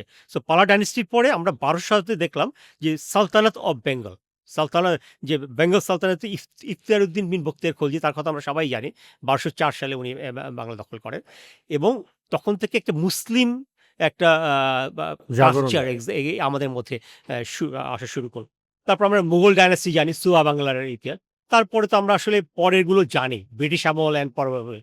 তো আমি এখানে যেটা বলতে চাচ্ছি যে বাঙালিরা, বাঙালি সংস্কৃতির যাত্রা আজ থেকে ৮ থেকে ১০,০০০ বছর পূর্বে। আমরা এখানকার সান্স অফ দ্য সয়েলস, এখানে কোনো আদিবাসী কোনো কোয়েশ্চেন ডাজন্ট অ্যারাইজ এবং আমাদের কারো এটা প্রনাউন্স বা উচ্চারণ করা উচিত না। তো আমরা এখানে ওভারঅল একটা পিকচার পেলাম যে আমাদের এই এরিয়ায় যে বাঙালির সংস্কৃতি, আমাদের কৃষ্টি, কালচার, লাইভলিহুড, আমরা মাছ খাওয়া ভালোবাসি, আমরা ভাত খাওয়া ভালোবাসি, আমাদের লেখার স্টাইলটা এরকম, এভরিথিং, এটা কিন্তু হাজার হাজার বছর ধরে এগুলো এসছে আমাদের কাছে। সাংস্কৃতিক যে আমরা সংস্কৃত অনেক শব্দ কিন্তু আমাদের বাংলায় এসছে বিকজ অফ অল দিস। হ্যাঁ, বুদ্ধিজম এবং হিন্দুইজমের অনেক কিছু কিন্তু আমাদের আমাদের ইয়েতে এসছে কিন্তু বিকজ অফ অল দিস এবং 12শো শতাব্দীতে গিয়ে যখন আমাদের মুসলিম ডাইনাস্টি শুরু হলো ইখতিয়ারউদ্দিন মীর বখতিয়ার খলজির সময় তখন থেকে এবং মুঘল আম্পায়ার তখন আমাদের মুসলিম এটা কালচারটা স্প্রেড করে। স্যার জাস্ট বোঝার জন্য আমি যদি বুঝে থাকি ঠিকভাবে, সেটা হচ্ছে গিয়ে যে ধরেন আমেরিকা কিভাবে তৈরি হইলো, আমরা যখন দেখতে পাই যে 200-300 বছর আগে ইউরোপ থেকে একদল মানুষ গিয়ে ওইখানকার যারা মানুষ যারা ওইখানে 3-4 হাজার বছর ধরে ছিল পিপল অফ দ্য ল্যান্ড, তাদেরকে বেসিক্যালি তাদের সাথে সংঘর্ষে গিয়ে তাদেরটা মানে তাদেরকে সিস্টেম্যাটিক্যালি তাদেরকে সরিয়ে দিয়ে তাদের ওখানে গণহত্যা অনেক কিছু হয়ে তারপরে আমেরিকা স্ট্যাবলিশ হয়েছে। সো ওই যে মানুষগুলোর মধ্যে এখনও যারা বেঁচে আছে তারা হচ্ছে আদিবাসী, তারা হচ্ছে কি ওইখানে পিপল অফ দ্য ল্যান্ড, তারপরে এখানে একটা কলোনাইজার গ্রুপ বলি বা তারাই করছে। কিন্তু বাংলাদেশের ক্ষেত্রে ব্যাপারটা পুরোপুরি উল্টা, মানে আমরাই এখানে হাজার বছর ধরে আসি, মানে যারা অরিজিনাল যারা বাঙালি। হ্যাঁ, একটা সময় আমরা ইসলাম ধর্ম গ্রহণ করছি, বাট আমরাই এখানকার অরিজিনাল মানুষ। হয়তো আমরা অন্য ধর্মে ছিলাম, সেখান থেকে একটা বড় অংশ মানুষ ইসলাম ধর্মে গ্রহণ করছে, কিন্তু এইখানকার যারা পাহাড়িরা তাদের একটা বড় অংশ আসলে গত 100-200 বা 250 বছরের মধ্যে তারা বিভিন্ন জায়গা থেকে নানা কারণে এখানে এসে আশ্রয় নিচ্ছে। এটাই তো মূল গল্পটা। আপনি আপনি খুব সঠিকভাবে বলেছেন এবং আমেরিকায় এখনো ওদের যে আদিবাসী আছে তারা কিন্তু একটা জায়গায় থাকে, তারা টাউনে আসাও পছন্দ করে না, তারা মোবাইল ফোন ইউজ করা পছন্দ করে না। There is a movie I saw এবং তারা কিন্তু বাইরের এই কৃষ্টি কালচার কোনোভাবে পছন্দ করে না। তাদের স্টাইলই ওই ম্যানুয়াল যে পূর্ব যুগের তাদের তাদের রান্না খাওয়া দাওয়া চলাফেরা সব স্টাইল। ইভেন নিউজিল্যান্ডে তাদের একটা বিশাল নিউজিল্যান্ডও আছে, বিভিন্ন আমি দেশে বলছি। আছে, তারা হাজার হাজার বছর ধরে সেখানে আছে। তো হঠাৎ করে অভিবাসী এসে যদি এরকম দাবি করে, এটা কোনোভাবেই গ্রহণযোগ্য না। একটা কৃষ্টি কালচার সেটা হয়তো দেশের দায়িত্ববোধ থেকে সেটা টেক কেয়ার করা হবে, সেটা আলাদা ব্যাপার। বাট সেটার সাথে যখন ইন্ডিপেন্ডেন্ট ল্যান্ড মুভমেন্ট চলে আসে, স্বাধীনতা আন্দোলন চলে আসে, তখন এটা আমি আরো পরে বিস্তারিত বলবো, তখন এইটা নিয়ে কোয়েশ্চেন মার্ক এবং সেটা আমাদের অবশ্যই সিরিয়াসলি দেখতে হবে। এই যে স্যার উপজাতিরা আদিবাসী হওয়ার চেষ্টা করতেছে, তাদের এখানে আসলে স্বার্থটা কি? আমাদের বাংলাদেশের ভূ রাজনৈতিক বাস্তবতায় এটা বাংলাদেশের জন্য কেন একটা বিপদের কারণ হইতে পারে এবং তাদের এখানে স্বার্থটা কি? ভেরি গুড কোয়েশ্চেন এবং এইটার ব্যাপারে আমাদের কেয়ারফুল হওয়া প্রয়োজন এই কারণে যে 2007 যে ইউএন ট্রিপটা সাইন হয়েছে, United Nations declaration for indigenous people, সেখানে ওই ইন্ডিজিনাস পিপল কম দেওয়া আছে, ডেফিনেশন করা আছে এবং তাদের সাথে কীভাবে বিহেভ করতে হবে, হ্যাঁ, তাদের কালচারটা কীভাবে করতে হবে সেই জিনিসগুলো আছে। তো সেইটা করতে গেলেই হয় কি অটোমেটিক্যালি তাদের একটা স্বায়ত্তশাসনের পয়েন্টে চলে আসে এবং তাদের আলাদা রাষ্ট্র দরকার বা ইউএন ইনভলভমেন্ট। এখন কোথাও যদি আসলেই আদিবাসী থাকে এবং তাদের যদি কৃষ্টি কালচার যদি প্রপারলি টেক কেয়ার না করা হয়, তাহলে কিন্তু ইউএন কিন্তু মিলিটারি ইন্টারভেনশন করতে পারে অ্যাজ এ লিগাল ইয়ে। তো সেগুলো কিন্তু অত্যন্ত ভয়ের ব্যাপার যে সেখানে যদি কোনোভাবে এইটা তারা কিন্তু আমাদের এখানে উপজাতিরা স্পেশালি, আমি যদি একটু পিছনে যাই, যে 2008-এ UNFII united nations foundation for indigenous issues একটা কমিটি করা হয়, সেখানে barrister Debashis Roy, he was the member, এবং উনি কিন্তু প্রথম এই আদিবাসী শব্দটা ওখানে উচ্চারণ করেন। হ্যাঁ, তো ওখান থেকেই এই পয়েন্টটা তখন উনি বিভিন্নভাবে এবং আমাদের যে প্রতিবেশী দেশ আছে তাদেরকেও বুঝাতে সক্ষম হয় যে এই ইস্যুটাকে সামনে আনলে তাদের কৃষ্টি কালচারের বাহিরে গিয়ে তাদের সিএসটি জুম্বল্যান্ডের মুভমেন্টটাকে তারা সামনের দিকে এক্সপারেট করতে পারবে বা আর্মস মুভমেন্টটাকে তারা এক্সপারেট করতে পারবে। সেইভাবেই প্রতিবেশী দেশকে সাথে কানেক্টেড হয়, প্রতিবেশী দেশেও এই ব্যাপারটা লুফে নেয় এবং বিভিন্নভাবে স্পন্সরিং করে। এবং আমাদের বাংলাদেশের মধ্যেও আমাদের যে লেফটিস্ট যে গ্রুপগুলো আছে, যে বিভিন্ন ছোট ছোট দলগুলো আছে, তারা বুঝে হোক না বুঝে হোক, বিভিন্ন কমিশন আছে লাইক সিএসটি কমিশন, হ্যাঁ, তারা কিন্তু এই আদিবাসী ইস্যুটাকে সামনে আনার জন্য ফাইন্যান্সিয়াল স্পন্সর করছে, বিভিন্ন জায়গায় প্রোনাউন্স করছে, সেমিনার সিম্পোজিয়াম করছে। কিন্তু আমরা কিন্তু আমাদের সবাইকে বুঝতে হবে যে এইটাকে অবশ্যই ডিসকারেজ করতে হবে এবং এইটা কিন্তু আমাদের কনস্টিটিউশনে আছে যে উপজাতি হিসেবে তাদেরকে সম্বোধন করার ব্যাপার। এই যখন আদিবাসী শব্দটাকে সামনে নিয়ে আসার একটা ইল ইন্টেনশন আছে, এটা আমাদেরকে বুঝতে হবে। তারা এখানে গ্র্যাজুয়ালি এটা দ্বারা স্বায়ত্তশাসন দাবি করার দিকে যে অগ্রসর হবে, সেইটা ইনার তাদের মোটিভ আছে, এইটাকে বোঝার ব্যাপার। সো সেই জায়গাটা থেকে যদি আমরা নেক্সট কোয়েশ্চেনে আসি, যে চিটাগং হিল ট্র্যাক্সে আপনার জম্মু ল্যান্ডের যে মুভমেন্ট এবং সেটার পরবর্তীতে যদি আমরা গভর্নমেন্টের স্টেপগুলোকে ক্রিটিক্যালি দেখি, তাহলে আসলে আমরা জিনিসটা কী দেবো যে এটা আসলে কতটা আমাদের মানে গভর্নমেন্টের ডিপ্লোমেসি বলি অথবা কতটা আমাদের মিলিটারি ডিপ্লোমেসিটা এফেক্টিভ ছিল বা ছিল না। একটা জিনিস খেয়াল করেন যে সিএসটি পিস অ্যাকর্ডটা সাইন হলো 97-এ, গতকাল 28 বছর পূর্ণ হয়েছে, 28 ইয়ার্স। এর মধ্যে কিন্তু আমাদের কখনোই কিন্তু রিভিউ করা হয় না সিচুয়েশনটা, এখানে মিলিটারি এনভায়রনমেন্টটা কেমন, এখানে ডেভেলপমেন্ট সিভিল এনভায়রনমেন্টটা কেমন, সেখানে আমাদের রুলস অফ এনগেজমেন্টটা, আমাদের এখানে কমান্ড অ্যান্ড কন্ট্রোলটা, অ্যাডমিনিস্ট্রেটিভ কন্ট্রোলটা কেমন হওয়া প্রয়োজন, সেটা কি ইফেক্টিভ হচ্ছে? এবং এই যে সিএসি পিস অ্যাকর্ডের যে বাইন্ডিংসগুলো ছিল, যে সেপারেটিস্ট গ্রুপগুলো কি তারা মেনটেন করছে, না করলে আমাদের কি অ্যাকশন হওয়া উচিত? তাহলে কি আমরা এটা মেনে চলবো? তাহলে আমরা যদি সেটা না করি, তাহলে কিন্তু হবে না।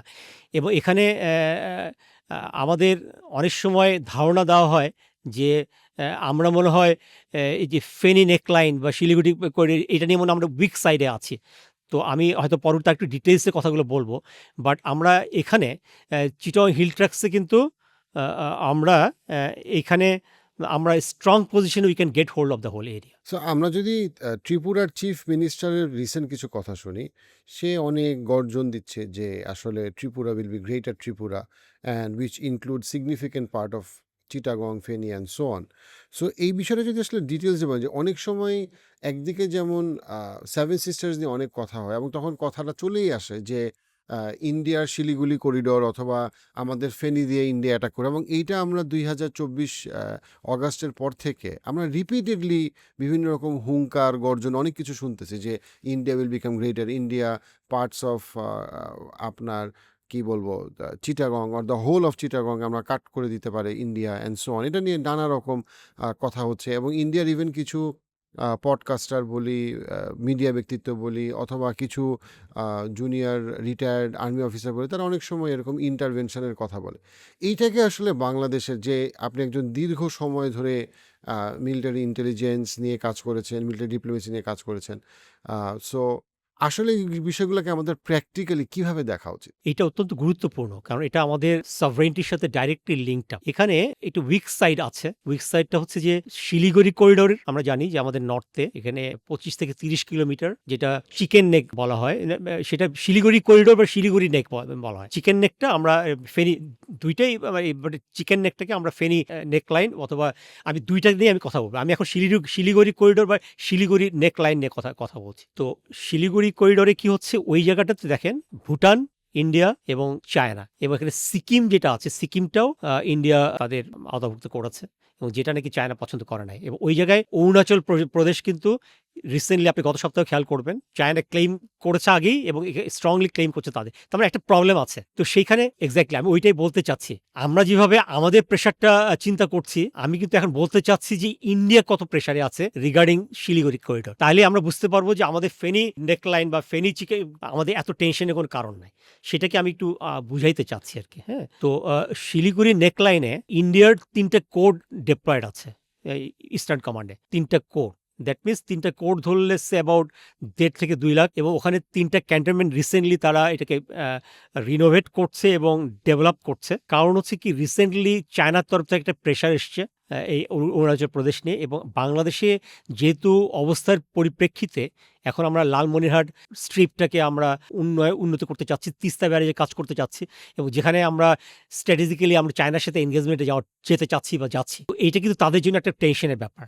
এবং ওই যে চাণক্য বলে গেছে, এনিমি ইজ এ ফ্রেন্ড। তো আমাদের কিন্তু এনগেজমেন্ট যদি চায়নার সাথে বাড়ানো প্রয়োজন বা পাকিস্তানের সাথে বাড়ানো প্রয়োজন, যেহেতু আমাদের এখানে বাড়ছে, so sort of tension is working in them. এবং চায়নার যে লাইন অফ কন্ট্রোল যেটা আছে, চাম্বি ভ্যালি, যেখানে নাকি ইন্ডিয়া, ভুটান এবং চায়নার তিব্বতের লিঙ্কটা, সেখানে চায়নার সাউদার্ন কমান্ডের প্রায় 2 লক্ষ সোলজার ডিপ্লয়েড ইন 3 লেয়ার্স। হ্যাঁ, static, semi mobile, mobile, huge strength deployed. এবং একইভাবে ইন্ডিয়ার 3টে কোর ডিপ্লয়েড, এবং তিব্বতে around 40,000 soldiers additional deployed. That mean প্রায় 2.5 লাখ। ঠিক আছে, so meaning China is very serious. So very serious, স্বাভাবিক। তো আমরা যখন বলি যে ইস্টার্ন কমান্ডে 3টা কোর আছে, বাট শুধু কোর বলে আনকমিটেড না, তারা tremendously committed two counter China. তার মানে আনকমিটেড না হলে কিন্তু তারা ফেনী নেকলাইনে মুভ করার ক্যাপাবিলিটি কিন্তু তাদের নাই। এটা একটু বোঝার ব্যাপার। আবার পাকিস্তানে কিন্তু সেম, পাকিস্তান বর্ডারে পাকিস্তানের প্রায় 3টা কোর ডিপ্লয়েড আছে, প্রায় 1.5 lakhs। তো পাকিস্তান বর্ডারেও কিন্তু ইন্ডিয়াকে ডিপ্লয়েড হয়ে কাউন্টার করতে হচ্ছে। সো ইন্ডিয়ার 12টা কোর আছে, অ্যাবাউট 40 ডিভিশনস, আর আমাদের আছে 10টা ডিভিশন বা 3টা কোর স্ট্রেংথ। তো আপনি যেটা বলছিলেন যে শিলিগুড়ি করিডোর ব্যাপারটা নিয়ে, এখানে ইন্ডিয়া রিসেন্টলি ওদের এখানে 3টা ক্যান্টনমেন্ট আছে, ধুবড়ি, কিষানগঞ্জ এবং চোপড়া। তারা সেগুলোকে ফর্টিফাই করছে, অ্যারেঞ্জ করছে, এবং তাদের এখানে কিন্তু ভালো ডিপ্লয়মেন্ট আছে। তাদের surface two air S-400 diploid আছে, তাদের এয়ারক্রাফট ফাইটার এয়ারক্রাফট ডিপ্লয়েড আছে, তাদের প্রায় 1.5 থেকে 2 লাখ সোলজার ডিপ্লয়েড আছে। পাকিস্তান সাইডেও ইন্ডিয়া এনগেজড, যেখানে প্রায় 1.5 লক্ষ 3টা কোর পাকিস্তানে ডিপ্লয়েড আছে। তো ইন্ডিয়ার টোটাল 40 ডিভিশনস আছে, 40টা ডিভিশনস আছে। এক একটা ডিভিশনে ধরেন যে 10 থেকে 15,000 সৈনিক, তো একটা কোরে অ্যাবাউট 50,000। তো 40টা ডিভিশন আছে। বাংলাদেশেরও কিন্তু 10টা ডিভিশনস আছে। So that is equivalent to 3 core strength. তো আমরা যেটা অ্যাটাকের ক্ষেত্রে যেটা আমরা চিন্তা করি, অলওয়েজ 3:1।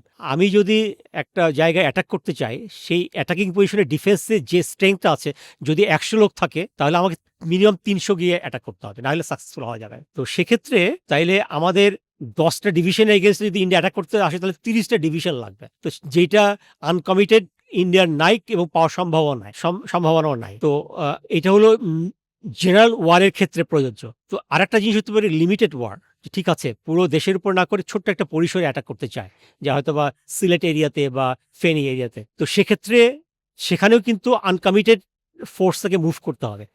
তো আমাদের ক্যালকুলেশনে এটাও দেখা যায় যে আসলে লিমিটেড ওয়ারের জন্য যে পরিমাণ আনকমিটেড রিজার্ভ থাকা প্রয়োজন, সেটা মোবিলাইজ করার ক্যাপাবিলিটি ইন্ডিয়ার নাই। এবং আরেকটা জিনিস যেটা উল্লেখযোগ্য, যে NTST, নন ট্রেডিশনাল সিকিউরিটি থ্রেট, যেটা ইন্ডিয়ার ইন্টারনালি অনেক প্রকট, এবং এই যে আর্ম মুভমেন্টগুলো প্রত্যেকটা প্রভিন্সে, মণিপুর, মিজোরাম, অরুণাচল, ত্রিপুরা, মেঘালয়, সব জায়গায় তাদের প্রবলেমগুলো আছে।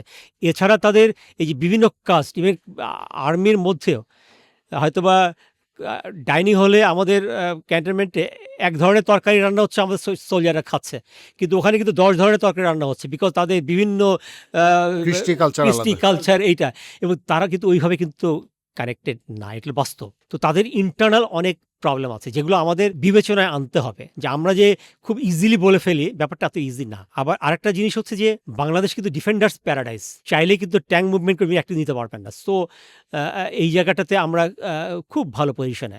আর আমি এর আগে এপিসোডে আপনার সাথে কথা বলেছিলাম কম্পালসরি মিলিটারি ট্রেনিং, যেটা এইটা পাশাপাশি আমরা চিন্তা করতে পারি, সেক্ষেত্রে আমরা আরও ফুল প্রুফ থাকবো।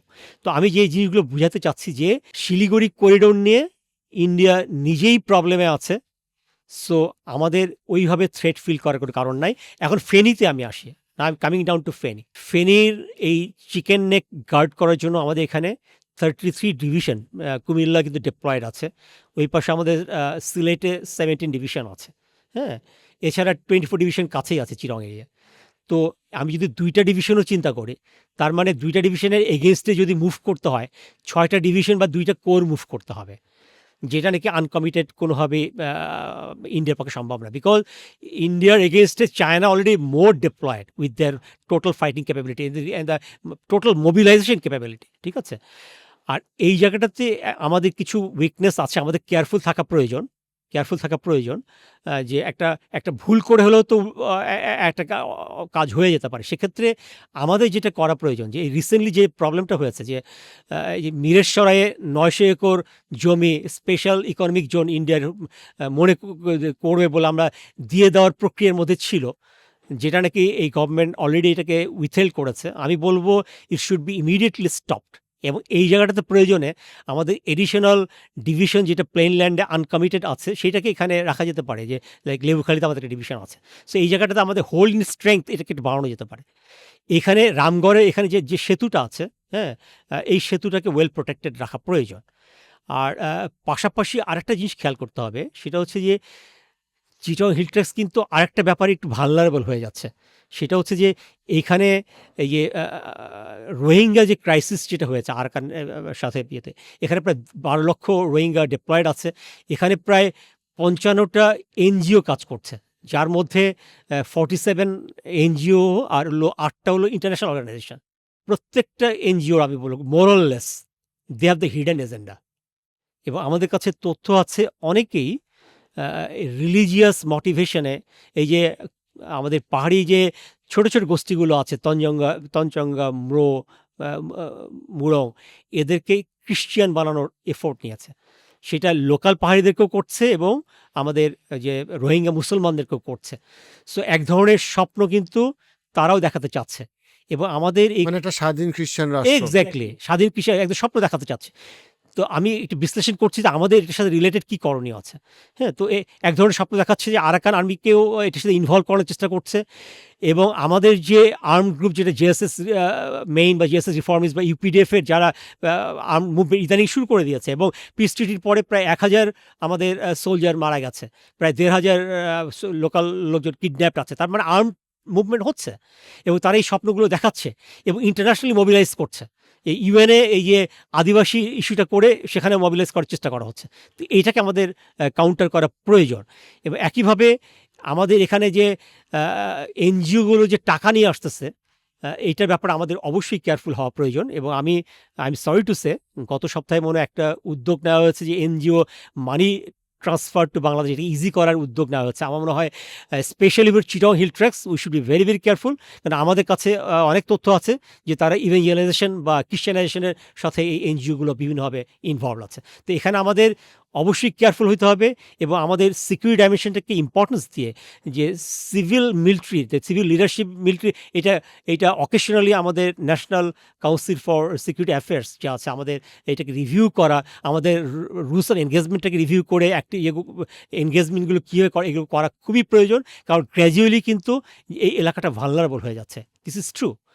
কারণ হচ্ছে যে পিস অ্যাকর্ডটা করার মাধ্যমে ওই যে বললাম ইট ওয়াজ আমাদের ফরে হওয়ার কথা ছিল কিন্তু এটা অপোজিটে চলে গেছে, যার ফলে যে কোনো সেপারেটিস্ট গ্রুপ তাদের কনসেপ্টটা এটা ইন্টারন্যাশনালি রিকগনাইজ। তারা যে কনসেপ্টটা ফলো করে সেটা হচ্ছে যে তোমরা ইন্টারনালি যুদ্ধ করবে 15-20 বছর, তারপরে যতটুকু আদায় করতে পারো সেটা আদায় করে go for the second phase, go for the third phase.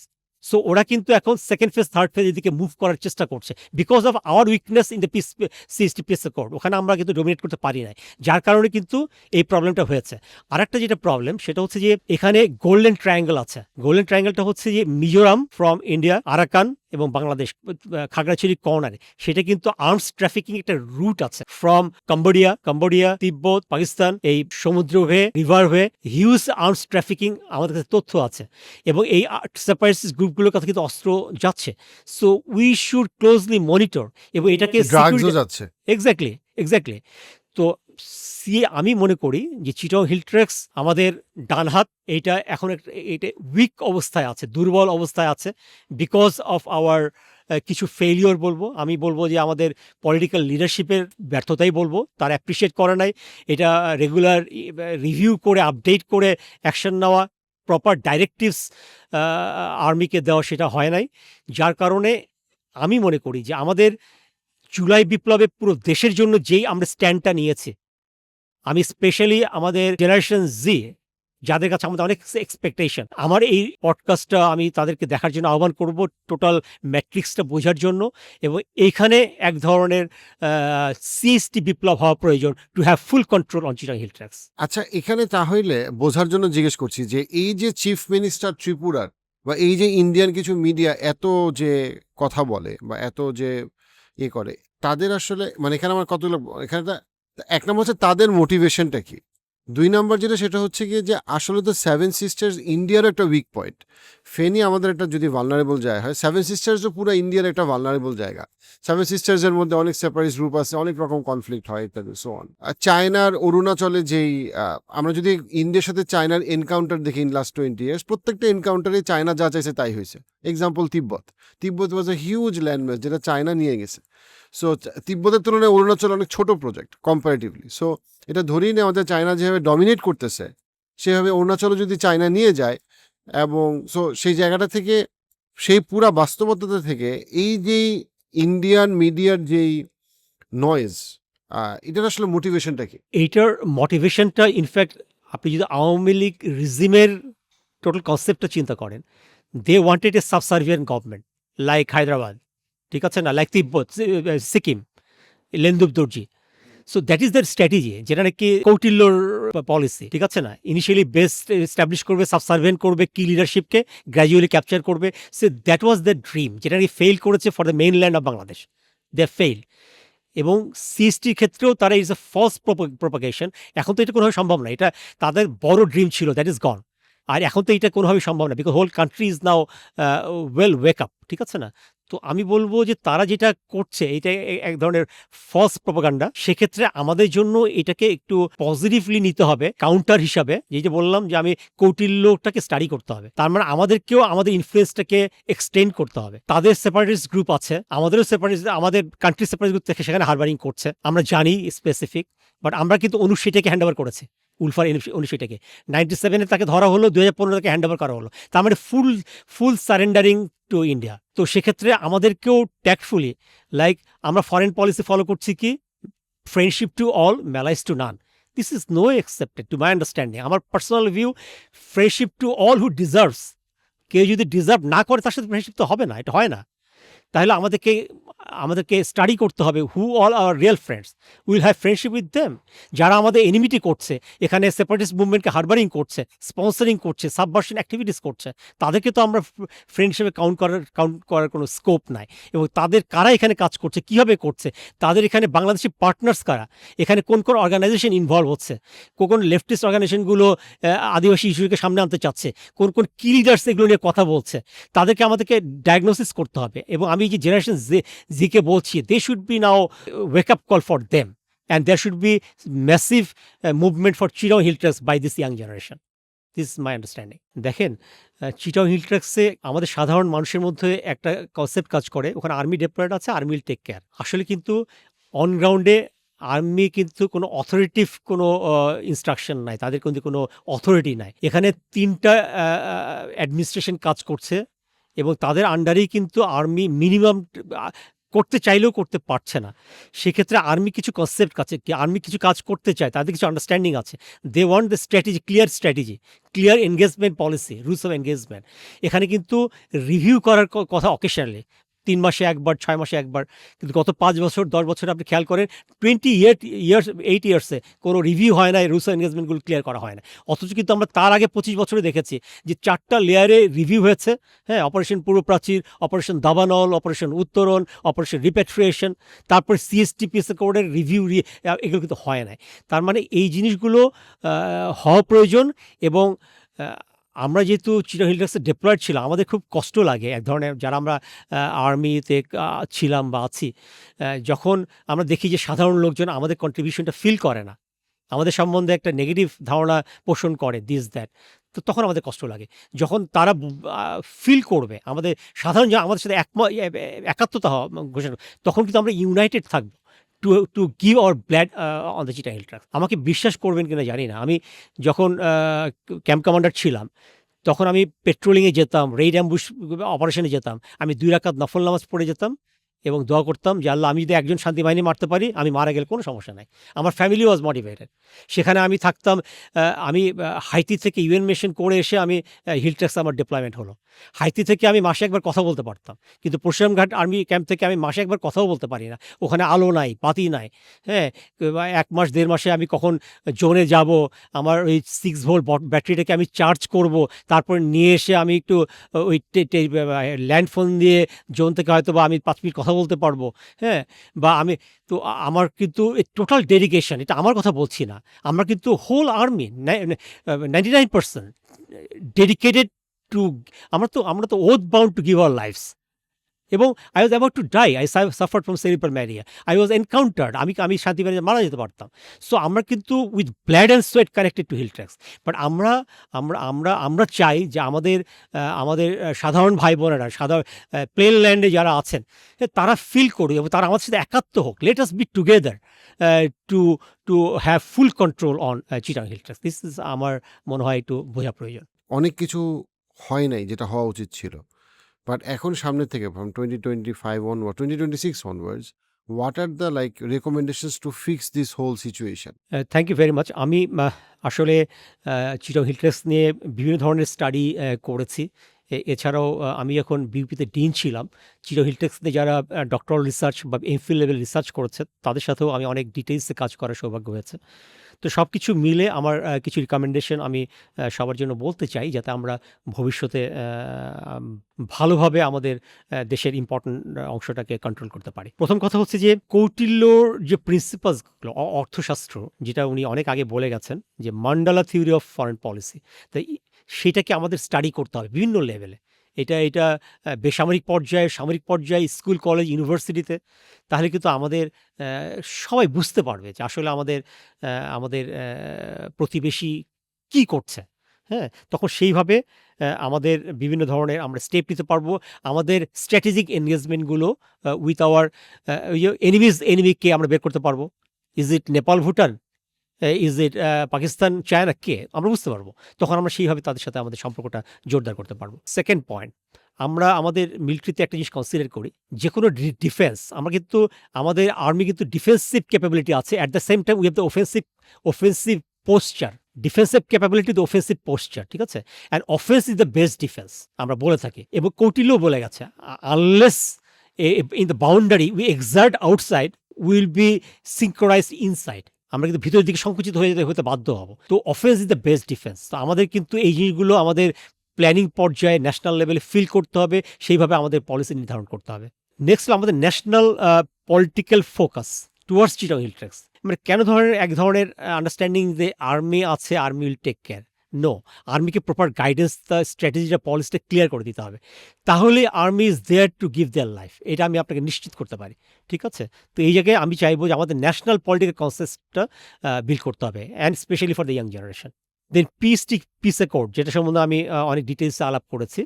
তো এইটা রিভিউ করা অত্যন্ত প্রয়োজন, এবং সেইটা রিভিউ করে যে সিএসটি জুম্মোল্যান্ডে যে এই সেপারেটিস্ট গ্রুপগুলো দেশের মধ্যে এবং ইন্টারন্যাশনালে, জেএসএসের তাদের অস্ট্রেলিয়াতে, সাউথ কোরিয়াতে, ইংল্যান্ডে, ইউএসএতে, জাপানে, they have the non resident, তাদের গ্রুপ আছে, প্রোপাগান্ডা সেল, তারা প্রোপাগান্ডা করছে ফর সিএসটি জুম্মোল্যান্ড।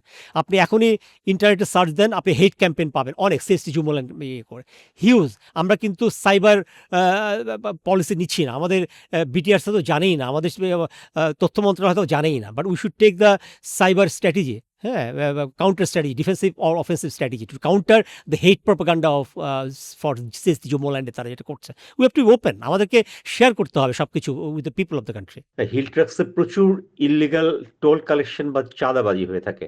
এখানে আমরা জানি যে JSS main, JSS reformist, UPDF reformist, এরকম প্রায় ৫-৬টা সশস্ত্র সংগঠন রয়েছে, এবং তারা পাহাড়ের সমস্ত লোককে, পাহাড়ি বাঙালি সবাইকে জিম্মি করে গুম, খুন, অপহরণ, নির্যাতন, কাঠের ব্যবসায়ীদের কাছ থেকে, বিভিন্ন ব্যবসায়ীদের কাছ থেকে, গাড়ি থেকে, ব্যবসা প্রতিষ্ঠান থেকে সর্বগ্রাসী চাঁদাবাজি করে থাকে, এবং আনুমানিকভাবে দেখা যায় যে বছরে প্রায় ১,০০০ কোটি টাকা পর্যন্ত তারা টাকা তোলে, এবং এই টাকাটা কিন্তু এই আর্ম যে গ্রুপগুলো আছে তাদের লাইফ লাইন হিসেবে কাজ করে। এবং আমি যেটা একটু আগেও আর্মস ট্রাফিকিং এর কথা বলেছি, সো তারা খুব সহজেই তখন অস্ত্রের যোগানটা পেয়ে যায়। তো পাশাপাশি এরা কিন্তু শান্তি চুক্তির কারণে সরকারের কাছ থেকেও কিন্তু বিভিন্ন বেনিফিট পাচ্ছে। তো এইটা একটা বেশ বড় সমস্যা। এ এ আর যখন সিএসটি পিস অ্যাকর্ড সাইন হলো, তখন কিন্তু প্রায় ১,০০০ থেকে ১,২০০ শান্তি বাহিনীর সদস্য তারা অস্ত্র জমা দিয়েছিল, এবং তাদেরকে সারেন্ডারিং এর পরে তাদেরকে প্যারামিলিটারি ফোর্স, পুলিশ, বিভিন্ন ধরনের গার্ড এবং বিভিন্ন প্যারামিলিটারি ফোর্সে যোগদান করানো হয়, যার ফলে তারা এই আর্ম গ্রুপের সঙ্গে এক ধরনের সহায়ক ভূমিকা পালন করে। তো রিসেন্টলিও কিন্তু আমরা তথ্য জানি যে জেএসএস এর প্রায় ১,০০০ সন্ত্রাসী দেশে, আমাদের প্রতিবেশী দেশের সহযোগিতায় প্রবেশ করেছে, এবং তার বাংলাদেশের বিচ্ছিন্নতাবাদী, বাংলাদেশ বিরোধী গভীর ষড়যন্ত্রে তারা লিপ্ত রয়েছে। তো আমি আশা করব যে আমাদের গভর্নমেন্ট এই ব্যাপারে জরুরি পদক্ষেপ নিবে, কারণ হচ্ছে এটা আমাদের রাষ্ট্রের অখণ্ডতা, নিরাপত্তা এবং সার্বভৌমত্বের প্রতি বিশাল একটা চ্যালেঞ্জ। এই চাঁদাবাজির বড় একটা অংশ মোবাইল ব্যাংকিং এর মাধ্যমে বিকাশ, টিকাশ বা এই ধরনের মোবাইল ব্যাংকিং সিস্টেমের মাধ্যমে লেনদেন হয়ে থাকে। তো আ ও এ আমরা যদি এই মোবাইল ব্যাংকিং যে অপারেটরস আছে তাদের মাধ্যমেই আমরা এইটার অ্যাকাউন্টেবিলিটি নির্ধারণ করতে পারি। প্লাস আমাদের এই টাকা কিন্তু আ এই গোষ্ঠীগুলোর লিডারশিপ প্লাস আ বিভিন্ন সার্কেলে যে লিডার্সরা আছে তাদের কাছে এই টাকাগুলো পৌঁছায়। তাদের অ্যা এক হলো অস্ত্র কিনে এই সেপারেটিস্ট মুভমেন্টের জন্য, পাশাপাশি তাদের ব্যক্তিগত প্রয়োজন মিটানোর জন্য।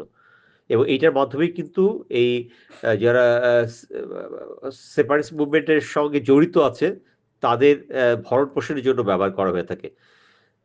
এক্ষেত্রে আমাদের এনবিআর চিরাগ হিল ট্রাক্সে যে বিভিন্ন গ্রুপের কি পার্সোনালিস্টরা যারা আছে, সন্টু লারমা, উষাতন তালুকদার বা ব্যারিস্টার দেবাশিস, আসলে এ ধরনের লিডারশিপ তাদের ট্যাক্স রিটার্নটা খুব কড়াকড়িভাবে যদি নেয়া যায়, তাহলে এটা কিন্তু অনেকাংশে কমিয়ে আসবে বলে আমি মনে করি।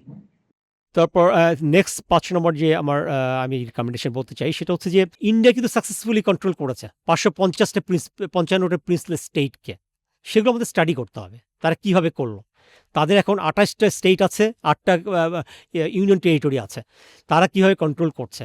সেখান থেকে লেসন নিতে হবে, পৃথিবীর বিভিন্ন দেশকে স্টাডি করতে হবে। যেটা বললাম যে টার্কিশে কুর্দি মুভমেন্ট কীভাবে কন্ট্রোল করেছে, তামিল মুভমেন্ট কীভাবে কন্ট্রোল করেছে, হ্যাঁ, মাওয়িস্ট মুভমেন্ট কীভাবে কন্ট্রোল করেছে, হ্যাঁ, এগুলো আমাদেরকে সেখান থেকে লেসন নিয়ে আমাদের স্ট্র্যাটেজি, আমাদের রুলস অফ এনগেজমেন্ট ঠিক করতে হবে। ফেরি নেকলাইন নিয়ে এটা আমাদেরকে we have to protect by at all cost. আমাদের একটু কেয়ারফুল মুভমেন্ট, অ্যাডভান্স আন্ডারস্ট্যান্ডিং। যেহেতু ফলস প্রোপাগান্ডা করছে ত্রিপুরা বা আসাম বা ইন্ডিয়ান বিভিন্ন মিডিয়াগুলো, আমি জানি, সেক্ষেত্রে why not to take full preparation. আমাদের ২টা ডিভিশন আছে, আরেকটা ডিভিশনকে আমি এখানে হেল্ড অন স্ট্রেংথ করলাম। আমাদের এখানে যেটা ৯০০ একর মিরেশ্বরায় স্পেশাল ইপিজেড ইন্ডিয়াকে দেওয়ার কথা ছিল, এটা let us give it to military, let us make a military mobilisation, কোনো ইন্ডাস্ট্রি বা military parts, UAV drone industry or something like that. So we should have full control. লালমনিরহাটে যেটা করছি, we should have full control. So আমাদের বুঝতে হবে যে আমাদের প্রতিবেশী উপর দিয়ে যতই বলুক তাদের অনেক উইকনেস আছে, সেটা আমাদেরকে একটু বুঝতে হবে। It's not so easy.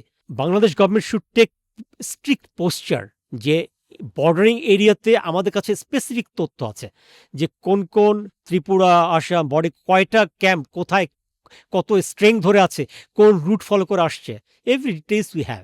So why not the foreign ministry take the, আমি তো কখনো ফরেন মিনিস্ট্রির কোনো আমি প্রোটেস্ট নোট দেখি নাই যে আর্ম মুভমেন্ট ওখান থেকে এসছে, এটা করেছে, give protest to Indian. I have never seen that. ঠিক আছে না? সো আমাদেরকে টোটাল গভর্নমেন্ট মেশিনারিজকে ইনভলভ হইতে হবে। সো আমাদেরকে এটাকে প্রেসাইজ ইনফরমেশন দিয়ে আর্মড সেপারেটিস্ট মুভমেন্টকে যে বর্ডারিং এরিয়াতে করছে কীভাবে, সেগুলো আমাদের কাউন্টার করতে হবে। এবং জুম্বল্যান্ড যে তারা প্রোপাগান্ডা করছে, এটা আমাদের ফরেন মিনিস্ট্রি থেকে, আমাদের প্রযুক্তি মন্ত্রণালয় থেকে, আমাদের বিটিআরসির মতো আমাদের we have to take the steps on that. Regional political parties, যে জেএসএস মেইন, তারা বলে এটা রিজিওনাল পলিটিক্যাল পার্টি, অথচ বিএনপির কি কোনো আর্মড গ্রুপ আছে? জামাতের কি কোনো আর্মড গ্রুপ আমরা অ্যালাউ করি? আমরা কি কোনো এনসিপির কোনো আর্মড গ্রুপ অ্যালাউ করবো? তাহলে জেএসএস মেইনের কেন আর্মড গ্রুপ থাকবে? তারা তো আবার ন্যাশনাল ইলেকশনে পার্টিসিপেট করছে। ইউপিডিএফ 2001-এ ন্যাশনাল ইলেকশনে পার্টিসিপেট করেছে। How they have the arm movement we are seeing. তারপর কুকি চীনের নাথান বম 2018-তে ইলেকশনে পার্টিসিপেট করেছে। তো তাহলে হাউ দে ক্যান পার্টিসিপেট? তাহলে ইলেকশন কমিশন কি করছে? সো ইলেকশন কমিশনকে নোট নিতে হবে, যদি তারা আসলেই পলিটিক্যাল আমাদের পলিটিক্যাল পার্টি, মেইন পলিটিক্যাল পার্টিগুলোকে এক্সটেন্ড করতে হবে, এক্সটেন্সিভ হিল ট্রাক্সে, ওখানে আমাদের ম্যাসিভ আমাদের পলিটিক্যাল মুভমেন্ট হবে। আর যদি তারা পলিটিক্স করতে চায়, জেএসএস মেইন, রিফর্মিস্ট বা ইউপিডিএফ, তাহলে তাদেরকে এন্ট্রি করতে হবে with the proper election commission laws, bylaws follow করতে হবে। আমি এখানে পার্লামেন্ট ইলেকশনে পার্টিসিপেট করব, ওখানে আর্ম মুভমেন্টও করব, আবার নন ডিস্ট্রিবিউটেড মুভমেন্ট বিভিন্ন দেশে আমি ইউএনএ গিয়ে করব, এইটা তো হবে না, এটা তো চলমান থাকতে পারে না। এবং বাংলাদেশে যে অর্গানাইজেশনগুলো সিএসটি কমিশন, তারপরে এপেক ফাউন্ডেশন, কিছু ফাউন্ডেশন আছে, তারা এই আদিবাসী ইস্যুতে ফাইন্যান্সিয়াল ডোনেট করছে, বিভিন্ন এনজিওগুলো এটা ডোনেট করছে। We have to very strict on the financial policy about NGOs international organisation, বিভিন্ন ইনস্টিটিউশনগুলো। বাংলাদেশের এই পিস ট্রিটি সাইন করার পরে প্রায় 241টা CIO camp, counter insurgency operation ক্যাম্পগুলো অ্যাবান্ডন করা হয়েছে, ছেড়ে দেওয়া হয়েছে। এইটা অবশ্যই আমাদের রিক্যাপচার করতে হবে। এই যে আমি বললাম যে পরশুরামগড় আর্মি ক্যাম্পে আমি ছিলাম, বা ধর্মপুকুর, তৈকাতং, এগুলো এখন আমাদের আওতার বাহিরে। আমাদের তথ্য আছে এখানে আর্ম ক্যাশে হারবারিং করছে আর্ম গ্রুপগুলো, তাদের অস্ত্র রাখছে, অ্যামুনিশন রাখছে। এটা তো হতে পারে না। সো আমাদের সিস্টেম্যাটিক্যালি, এই জন্য বললাম পলিটিক্যাল ইন্টারভেনশন প্রয়োজন, ক্লিয়ার ডাইরেক্টিভস প্রয়োজন আমাদের আর্মির জন্য। এবং এই যে আর্ম মুভমেন্টকে নিউট্রালাইজ করতে হলে যে অপারেশন দাবানলকে আবার স্টার্ট হবে, দাবানল 3 বা বা এগেইন উত্তরণ লেভেল 2, হ্যাঁ, এই ধরনের, বা পিস অ্যাকর্ড লেভেল 2, যে লেভেল 1 লেভেল 2, কিছু আমাদের চিন্তা করতে হবে যে আমাদের রিভিউ করে 28 বছরের আমাদের কার্যক্রম। তারপর আমি যেটা কনস্টিটিউশন বলা আছে 6.1-এ, যে আমরা সবাই বাংলাদেশি, সেভাবেই ট্রিট করতে হবে। এইটা ল্যান্ড বাংলাদেশের ল্যান্ড।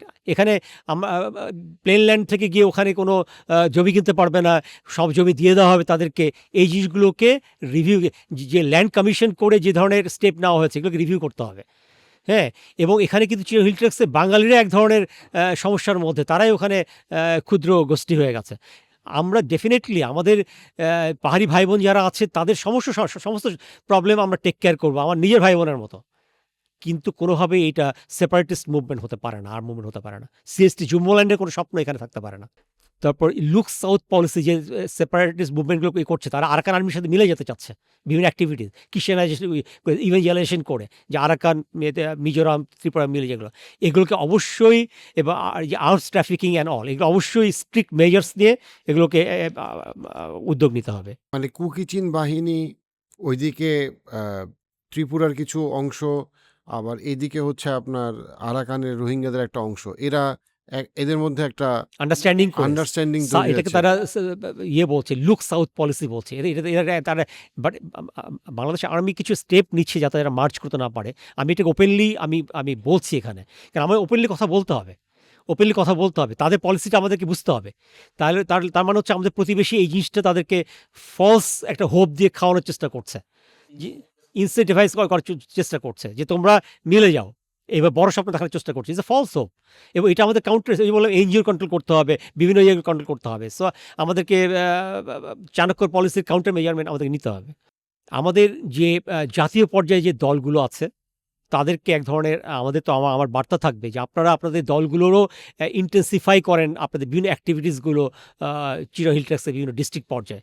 আমি ন্যাশনাল লেভেলের ন্যাশনাল লিডার্স থেকে আমি দেখি না তারা চির হিল ট্র্যাক্সে গিয়েছেন, কথা বলছেন পাহাড়ি ভাই বোনদের সাথে, বা সেখানে তাদের এনগেজমেন্টগুলো এক ধরনের pressure on the arm groups. এটা বুঝতে হবে। আমাদের ডেভেলপমেন্ট অ্যাক্টিভিটিসগুলোকে এক্সপ্রাইট করতে হবে। আমাদের ইউনিভার্সিটি, কলেজ, আমাদের ডেভেলপমেন্ট ফার্মসগুলো, আমাদের ট্যুরিজম, ইকোনমি অ্যাক্টিভিটিস, এগুলোকে এক্সপ্রাইট করতে হবে। এবং বাংলাদেশ আর্মির যে ডেডিকেশন, এটা আসলে সবাইকে, আমি চাইবো আমাদের মিডিয়ার যে ভাই বোনরা আছেন, ইলেকট্রিক মিডিয়া, একটু বোঝার চেষ্টা করবেন এবং সেটাকে পজিটিভলি তাদেরকে মোটিভেশন দেওয়া। হ্যাঁ, তাহলে দেখবেন যে তারাও মোটিভেটেড হবে এবং সবাই একসাথে আমরা চির হিল ট্র্যাক্সের জন্য কাজ করতে পারবো।